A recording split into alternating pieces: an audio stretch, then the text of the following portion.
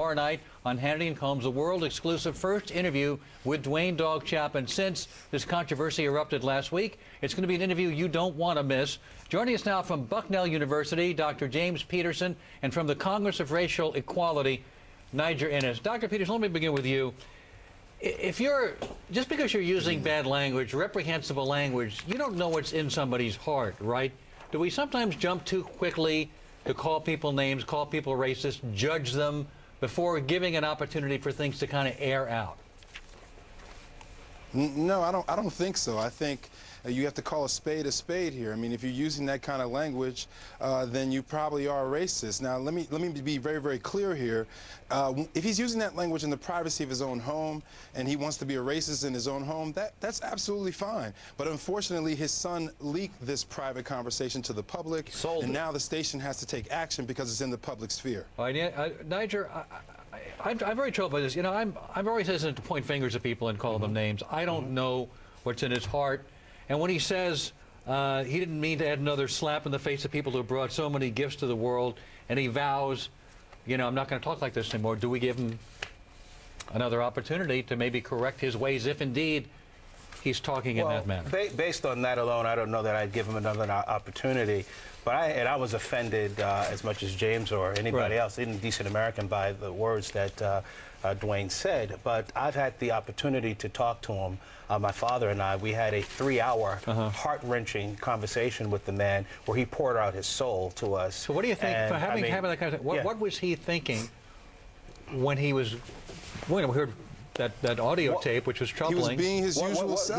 What he was saying was that he, in the genre of the type of business that he's in, there's certain types of language that he uses, and the last thing he wanted to do is for that language to be leaked out because it would be misunderstood by America, and he would be misinterpreted for being a racist when he's not. Is that language, though, a signal or a sign of what's inside, of what's going on for you inside, if you use that kind of language? Well, I mean, language is a very powerful thing, and it depends on the context. I mean, there are all types of individuals that use that language, black and white, Latino and Asian, and use other types of language. I think we have to be very careful here. Here's a guy who has a $75,000 bounty on him by the white Aryan nation because they don't believe that he's demonstrating enough white pride because he refuses not to arrest blacks the same way he does whites on his show. Dr. Peterson, today you need to do the right thing by canceling a show, or at least temporarily putting on hold, or should we have a chance to air this out, as I said earlier, and get the full story before we jump to conclusions here?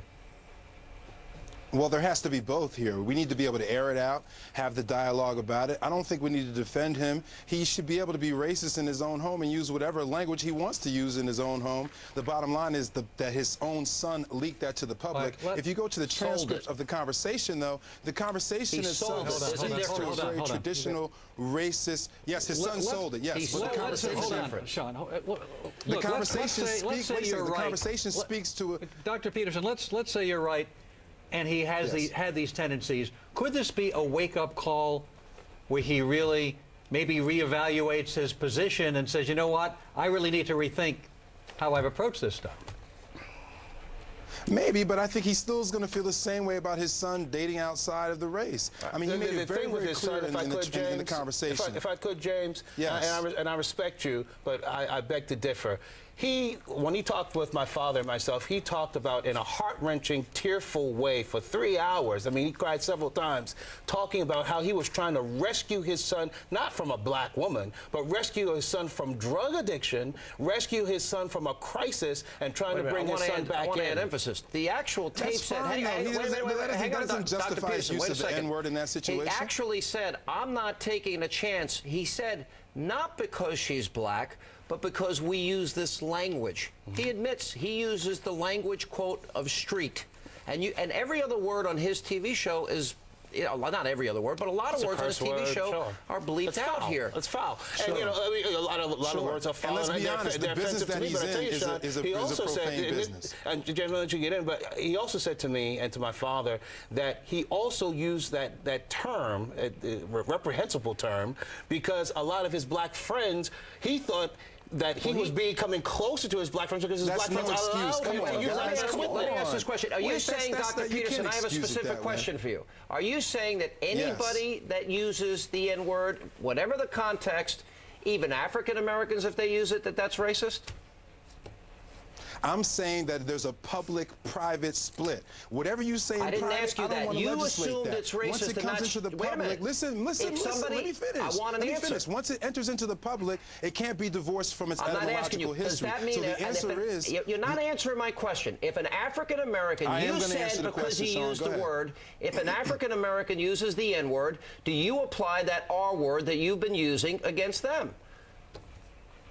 What I apply is the public-private split. You're not answering Whatever you that say in question. private You don't is want to fine. answer I'm not that going to question. censor you. If an Once it comes into African the public, American I will uses the answer it. N-word, is it racist? If an African American uses it, listen to me. If an African American uses it in the public sphere, then it has its same historical meaning. No rap So record they're or any other racist too. circumstances can divorce So it from they're its racist. history. Anybody that uses it under any context is racist in your view.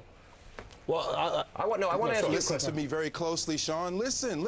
If you're it's not in answering. private, certain people can use the term. I am answering. You can use the term in private. It can be racist or not racist. Let me Once it's in the ask- public, you can't divorce a term Niger- from its history. Niger, I've spent time with him. I'm going to fly out to L.A. and I'm going to interview him tomorrow. And there's a whole story, as you know, that has not been told yet. Oh, sure. And and he said he's going to reveal a lot of this on the program tomorrow. But here's my question: can you be a racist and yet his pastor and many people that are the closest in his life are African Americans? And he would even say, without mentioning names, you know, the people that that they would say, hey, Ann, as part of a culture. Sure. His African American friends and him would say that together. And So they absolutely would. More than that, he said he moved out to Hawaii and wanted to raise his family in Hawaii in a Sean, diverse that's a racial private speech environment community. because he Amongst wanted his to black break friends, out of that's an fine. all-white so environment. you believe him, don't you? You don't think he's racist?